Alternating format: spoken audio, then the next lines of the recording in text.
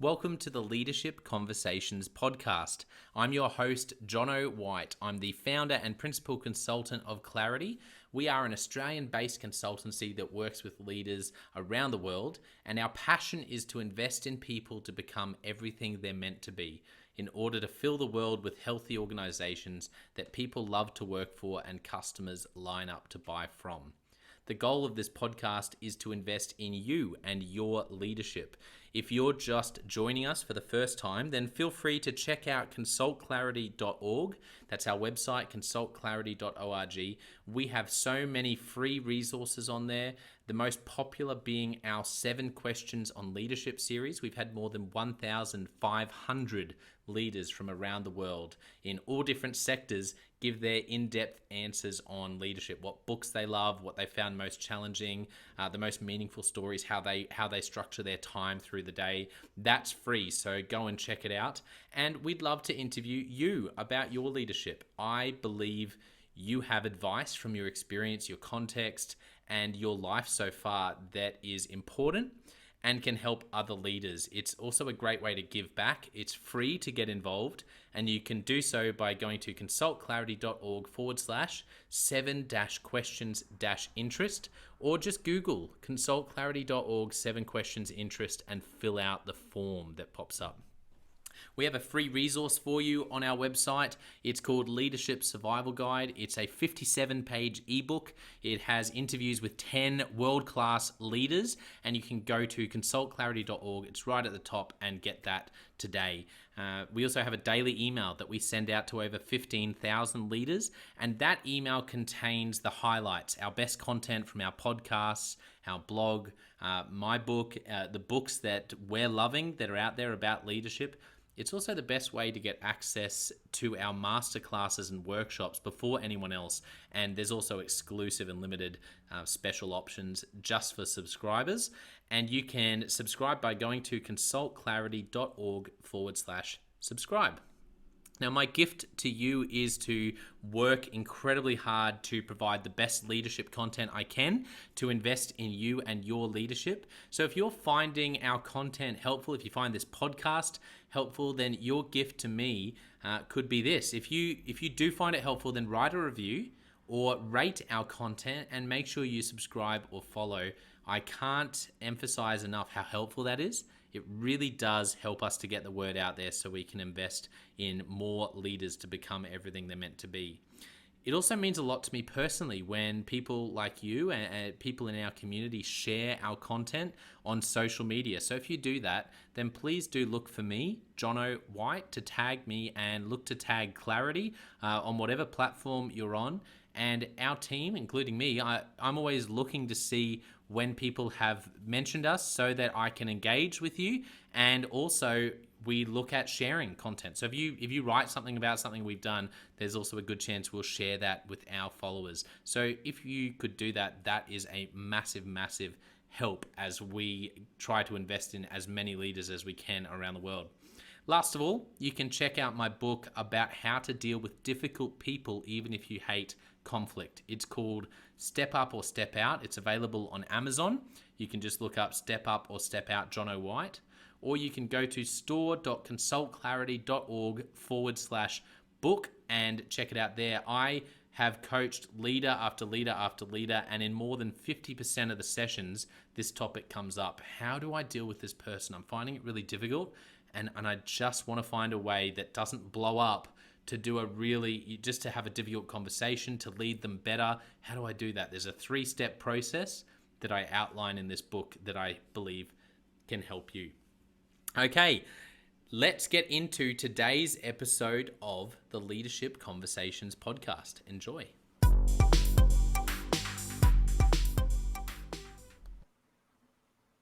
Welcome to another episode of the Leadership Conversations podcast. Today's guest is Nika Farb. Nika is an e-commerce entrepreneur, an investor, and a podcast. Welcome to my podcast, Nika. Thank you so much for having me, John. I'm excited to be here. Yeah, first of all, tell us, I know I just mentioned the things you do, but give us an overview of the different hats you wear and what you do across your life, Nika. Definitely. So I'm happy that you mentioned I wear multiple hats. I've got a few different e-commerce businesses. So I'm an e-commerce entrepreneur. My most recent venture is Get Synced Supplements.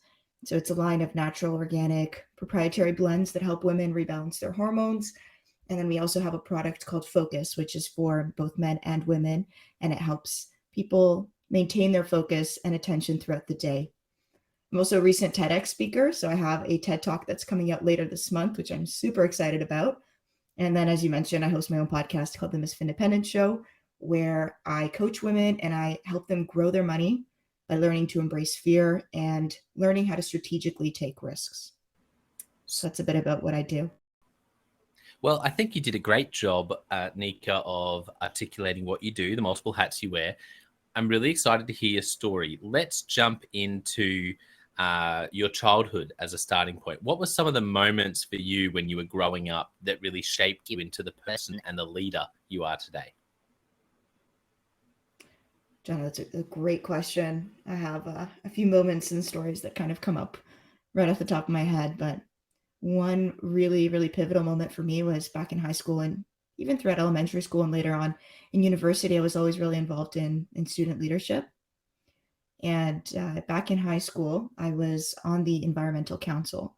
I was the VP of the council, and I've always loved student leadership. Like, it's a really fantastic way to get involved and from a young age learn all these vital skills that you need as a leader. So back in the day, we didn't have many resources and tools like GoFundMe to raise money for different activities for your club. So you have to get really, really creative. And we had this one teacher who thought it'd be a fantastic idea to start a vermiculture program to help us raise funds for the year. So my childhood, specifically high school years, was really, really pivotally shaped by this. But vermiculture, for anyone who doesn't know, is basically cultivating earthworms and trying to improve the quality of soil. So we had this schedule, and I would go in about twice a week. I would go to the cafeteria after class. I would pick up their green bin waste, or their, what we call that in Canada, compost waste. I'd have to drag it all the way across school, and it was in a clear bag, so I'm sure you can imagine how embarrassing that must have been. I would bring it all the way to the back. We had this like back room where we had drop-offs and packages and things like that. And we had 16 different bins that we've distributed soil into. So I learned back then what it was like to really get down and dirty, literally, as a leader. And that really pivotally shaped who I've become. So like I said, we had 16 different bins, filled with soil and worms.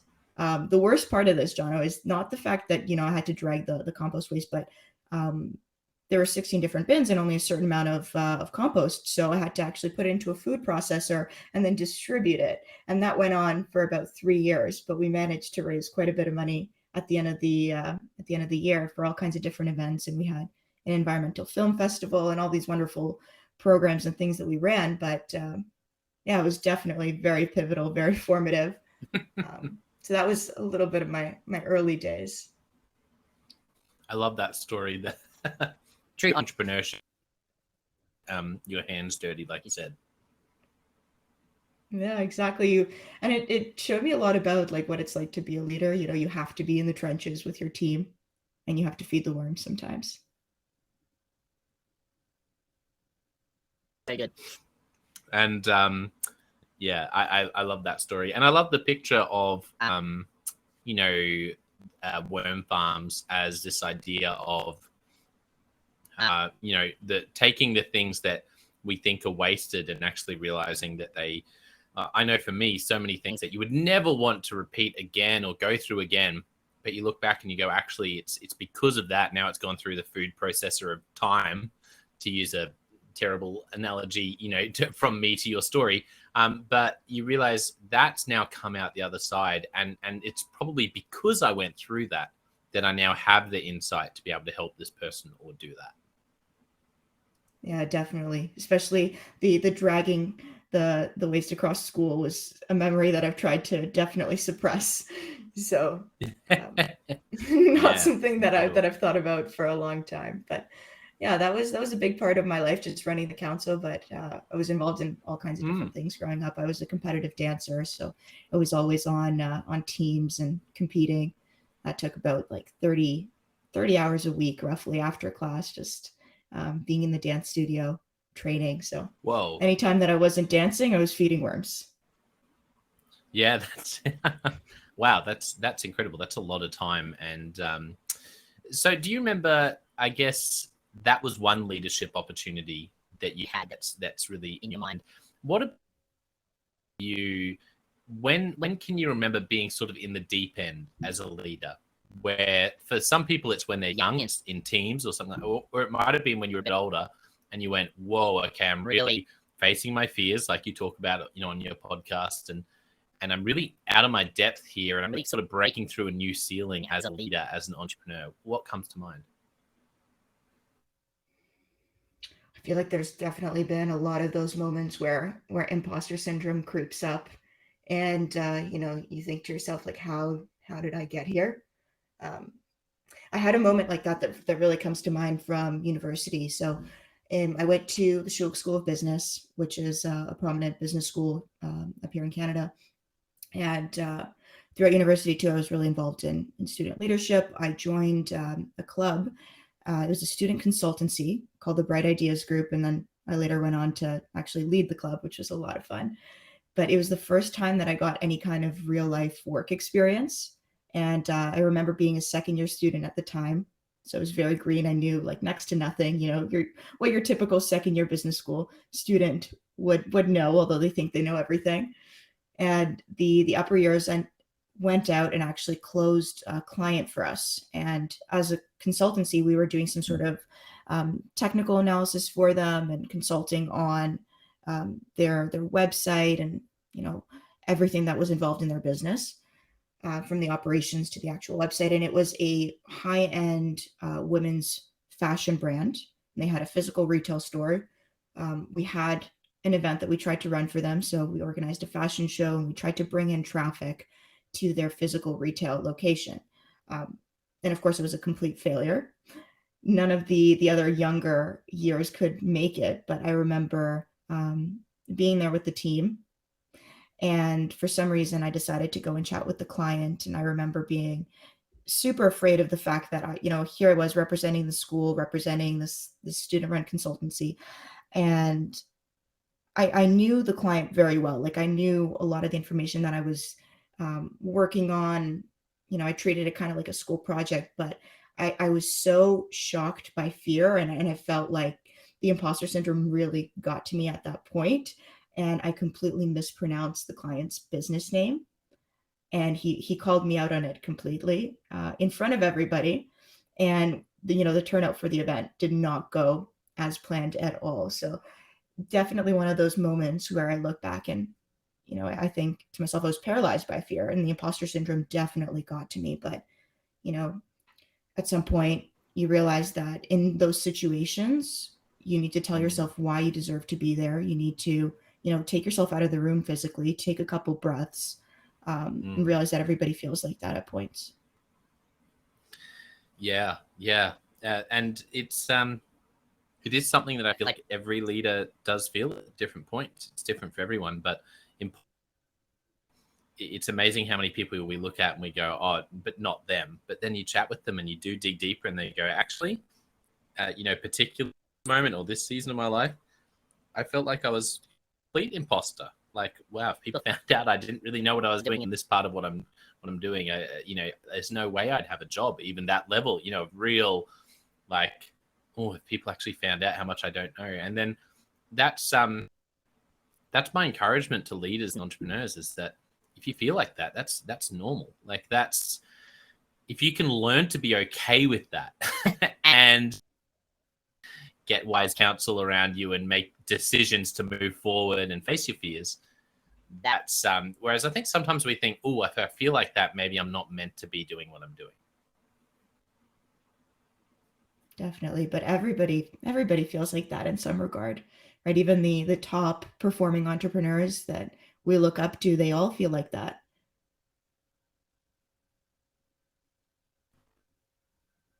So through your journey so far, who have been some of the most influential mentors for you from afar, or watched, or people that you've worked with or been mentored closely? Who are some of those people, Nika? There's definitely a few that come to mind, but I had this one boss early on, and unfortunately, she's no longer with us today. But she was just such a powerful woman, very poised. She would walk into a room and she commanded respect, and she didn't even have to say anything, but you would sense her energy. So she was definitely somebody that I really look up to, even to this day. And there's been a few people like that. I had a director back in my corporate days, and her name was CG, and she was always very reserved. And she taught me that you can lead through kindness. You don't have to be stiff and rigid to be a good leader. You can definitely lead through softness. For some reason, only old bosses come to mind right now, but there's another boss actually that really really embodied that, like a leader that I would follow until the end of the earth. And I was up for a big promotion when I was on his team. I was working as an account executive in sales, and was up for a big senior title. And he was just rooting for me so hard. Like, it was just such a genuine feeling. I felt like he really cared about my success and my progression, and my wins were his wins. And that's something that I've really tried to carry and embody, even in my role as a leader now. I have these e-commerce businesses, and I've built teams of my own.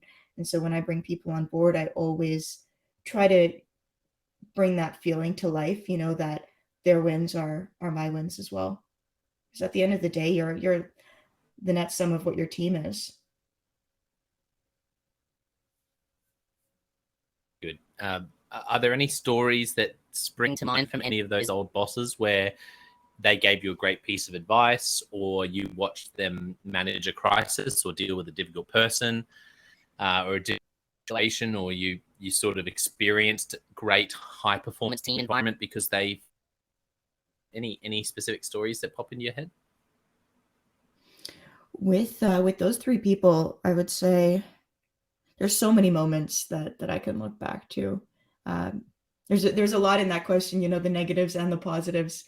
I don't usually like to focus on the negatives, but this is definitely something that I've tried to carry on throughout, my career and my journey. But there was a meeting that I remember being in with CG, who was my director back through my corporate life, and it was a pretty large meeting.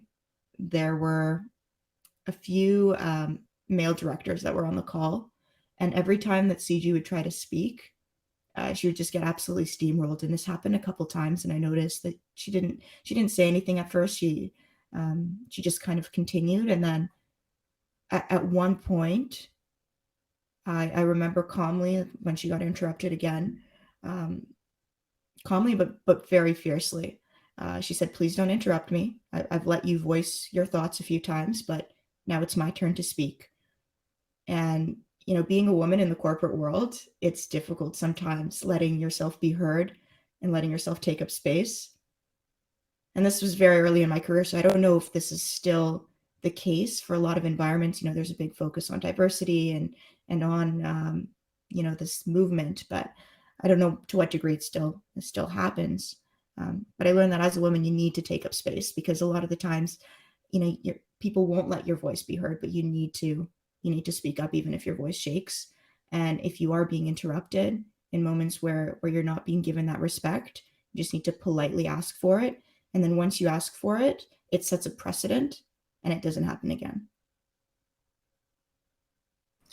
Yeah, that's so good, and it's so true.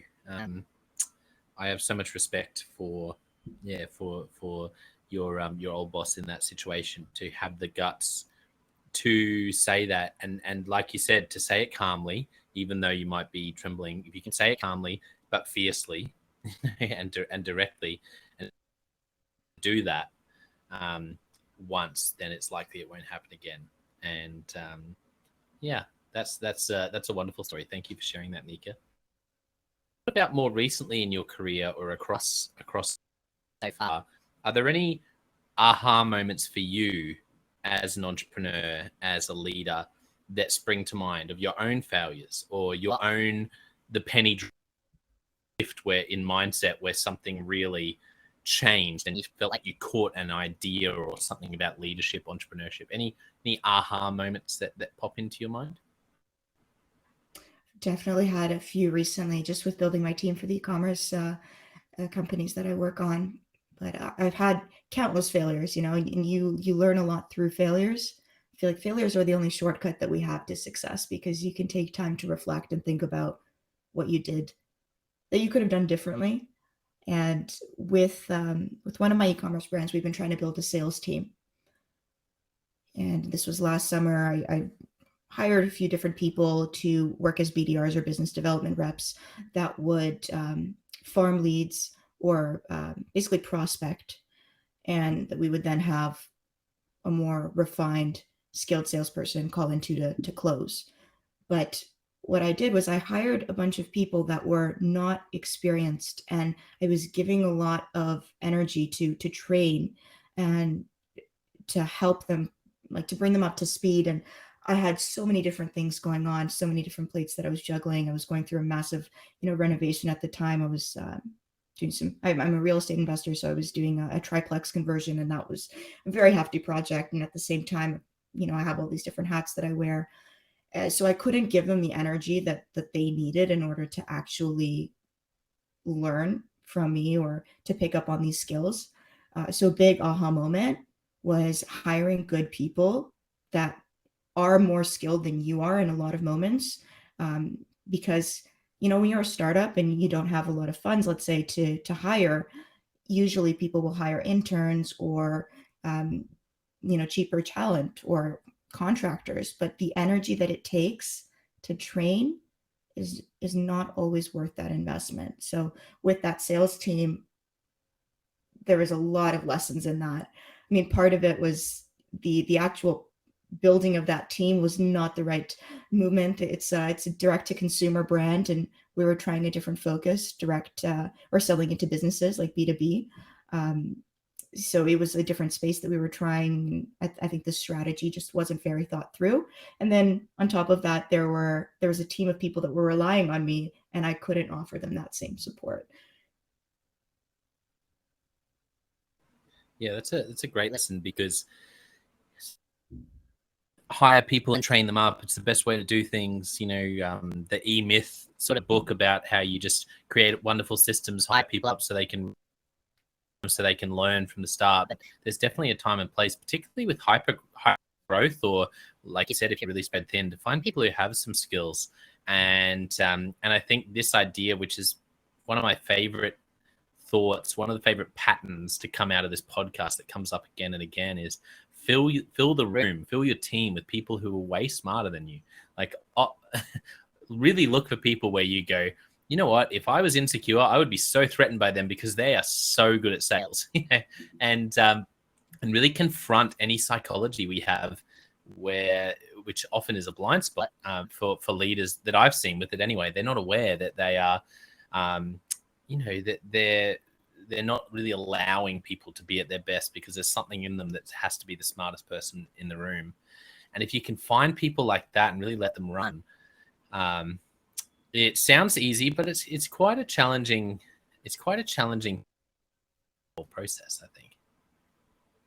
Yeah, it's definitely. I mean, building a team is always very difficult, and I love that that line that you said, to hire people that are smarter than you and to fill the room with them. I've definitely come to the same realization.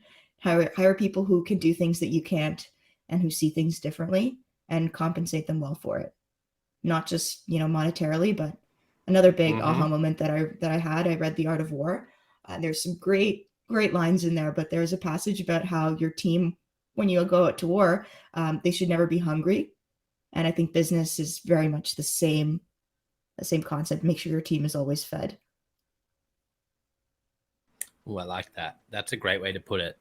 Such a good book, but I heard that little gem from that book before. I love that. When people go out to, when your army goes out to war, make sure they're never hungry. That's gold. Yeah, that one you definitely have to dig through. There's some good nuggets in there, but it was written in such such a long time ago that it's hard to find parallels to what we're going through now. But there's definitely some great ones in there. Yeah, that's good. So let's jump into the Leadership Express questions. I'm really excited to ask you a few of these questions, Nika. The first one is, what's a book that you have gifted to other people or recommended a lot to other people? This is a great question. I read quite a bit. I love to gift books. Gifting is one of my love languages, so I love to gift books. But a couple that I gift often is a really easy, short read. It's called The Four Agreements by Don Miguel Ruiz. And it's super short and sweet, but everybody that I've gifted it to, it's really just changed their frame of reference and made them realize a lot of these ideas that we come to believe as a society are actually not true. Yeah, I've had that book recommended before, actually, and I do love a sort of a short philosophical mindset changing read. So I think it would be even maybe 2 or 3 times. So I love that recommendation. What about right now? You obviously have your own podcast. It'd be great to remind people of that again in a moment. What are there any other that you're really enjoying going to and listening or watching or reading blogs? Anything you're just really enjoying digesting at the moment? I love podcasts. I go for a daily walk, about an hour long, and it's my non-negotiable. I have to do this, otherwise my mental state is just not the same. It's so great for clarity, and so I always throw on a podcast when I go. So I try to look for ones that are within that length, because otherwise you're splitting up content into a couple of different slots. But I love the Tim Ferriss show. I've been a very long time listener. He's been running it for almost 7 years, but he always has top performers from around the world, all different disciplines. There's a few health related ones that I've been really interested in. The Huberman Lab is a great one. Freakonomics is another great one that I like. NPR. I'm really into the business side of the podcasting space, but recently the health podcast I'm really enjoying as well. The Drew Purohit show as well. It used to be called the Broken Brain podcast, and then he rebranded to his name. So the Drew Purohit show is my favorite health one. Yeah, I'm a big fan of the Tim Ferriss show, and well, just wonderful to hear the different guests that Tim has. Did you hear the episode with James Dyson, founder of Dyson? Was that a recent one? Oh, I haven't actually listened listened to his podcast in a little bit. You're reminding me I need to get back to my cycle, which is where I go for a cycle and listen to the podcast. I think it would probably be a year ago, so not super recent. Which I definitely need to look back. I'm just going through my downloads. There's one that was an good. Absolute. Yeah, there was one episode I was listening to it on a flight actually, and it was one of Tim's guests. His name is Boyd Vardy, and he's a line tracker. I don't know if you've heard this one, but this podcast, I was just dying of laughter. I was crying. The people that were sitting next to me on the plane were so confused what I was listening to, because I went through every emotion. He's just a fantastic storyteller. I highly, highly recommend this episode. I think it's episode 571. I just pulled it up. Boyd Vardy, The Lion Tracker's Guide to Life. I'll check that one out. I don't think I've heard that one. I love the James Dyson one, because for entrepreneurs, James Dyson, who invented Dyson, vacuums and that technology. And at one point he just talks about how he's $30,000 in debt.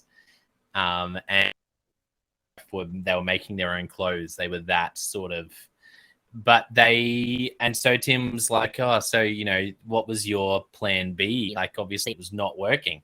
And he's like, I didn't really have a plan B. I just, knew that it was going to work. And just the story, I don't know. I just found it so encouraging, because sometimes when building something and ups and downs of it, and you think someone like a great company like Dyson has always been so successful, and to hear him say how many different companies he went to with the technology and they said no. And he basically had to really do it himself. And it's just that's a really great one for the entrepreneur, and you just to hear someone's success story that's just paved, the road's just paved with with the reality of entrepreneurship. So that's one that stands out for me. But yeah, Tim Ferriss Show, wonderful podcast.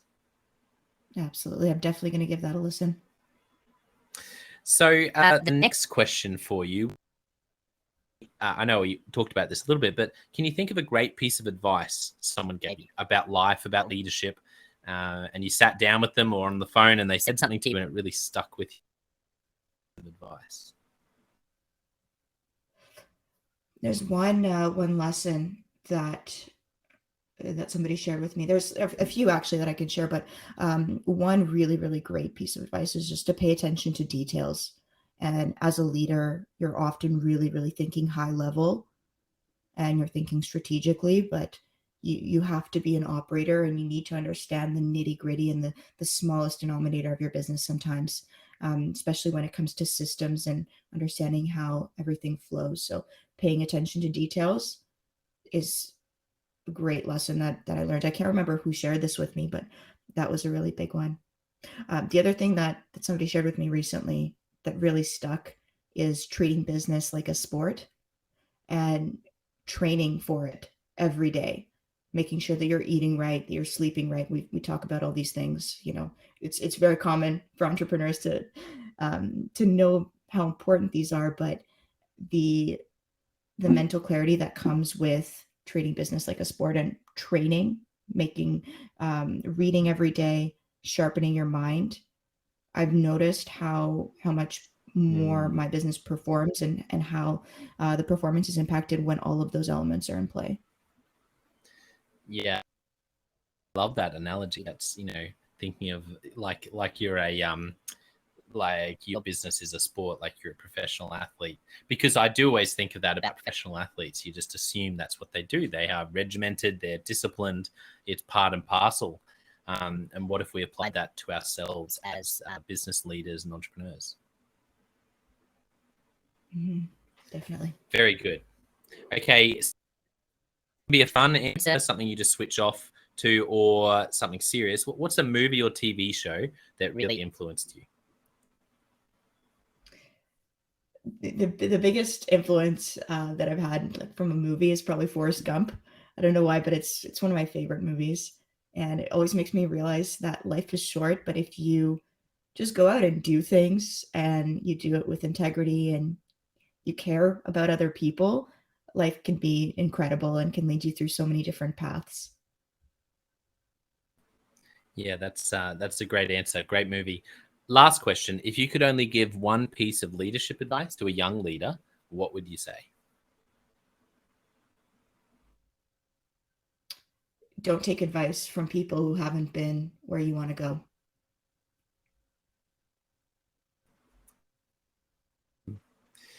That's a great great piece of advice. I really agree. There's a great proverb that what is it about the person about this idea of less about not listening to people who haven't gone there before, but more about people who say something can't be done. I think it goes proverb is people who say it cannot be done should not interrupt those who are doing it.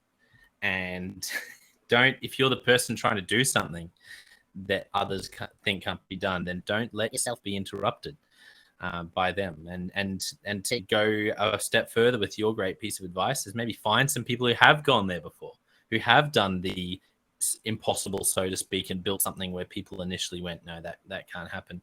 Find them and learn from them. And great piece of advice to land on. So for people who've really enjoyed today, can you remind us again of your podcast and where else can people online, Nika?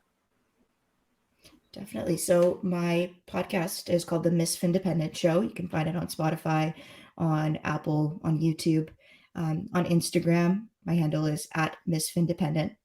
And on TikTok as well. We've recently joined TikTok, and it's an incredible platform. So on TikTok, my handle is at Nika Farb. I also have a website where you can interact with some of the courses, the coaching programs, and workshops that I do. And the website is www.missfindependent.com. Wonderful. Well, make sure our listeners go and check that out. I want to thank our listeners for tuning in. And what a wonderful episode full of great stories and leadership principles and entrepreneurship. Some really great ideas from Nika. And wonderful to hear Nika's. Don't forget, I also have the John A. White Leadership Podcast and the Leadership Question of the Day. 2 other places you can go to continue to invest in your leadership. But I want to finish. Thank you for being so generous with your time, for sharing wonderful stories, like I said, and being with. Thanks so much for coming on the podcast. Thank you so much for having me, John. It was a pleasure.